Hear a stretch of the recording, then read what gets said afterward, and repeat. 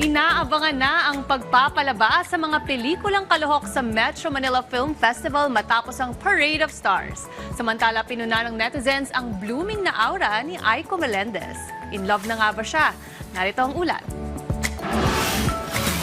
Pinagkaguluhan sa Makati City ang mga artista sa pinaka-inaabangang Parade of Stars ng Metro Manila Film Festival. Umarangkada ang mga floats sa Macapagal Boulevard noong Biyernes.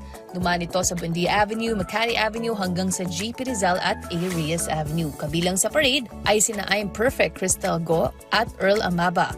Shake, Rattle and Roll Evil Origin, sina Carla Abellana, Francine Diaz, Richard Gutierrez at Ivana Alawi.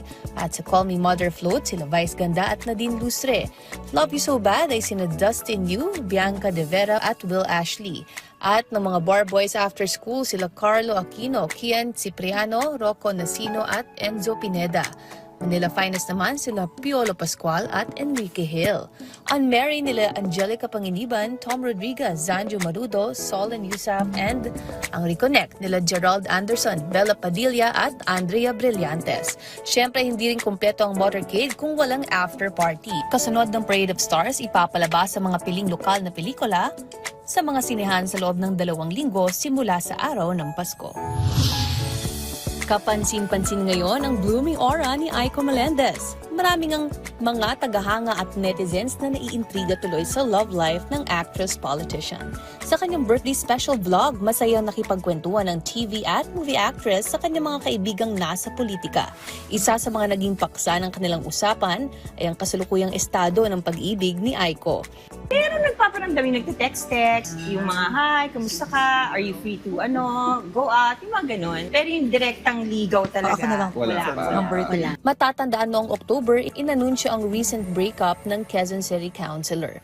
Simula noon, napansin ng publiko ang pagbabago sa blooming aura ni Aiko. Ang hinahanap ko, alam mo, lagi, ang nagiging kasalanan ko, lagi ako naghahanap. Dapat ibang pagmamahal, hindi hinahanap, kusang dumadating. Yung sinasabi mong traits na gusto ko yung mamahalin ako na pareho kami ng prinsipyo sa buhay. Yung pinaglalaban namin, ideals namin, so importante yun sa relasyon na pareho kayo ng path, pareho kayo ng gustong puntahan. Kasi pagka hindi kayo same page, mag-a-argue kayo. Sa kasalukuyan, mas focus ngayon si Aiko sa kanyang tungkulin bilang Quezon City Councilor.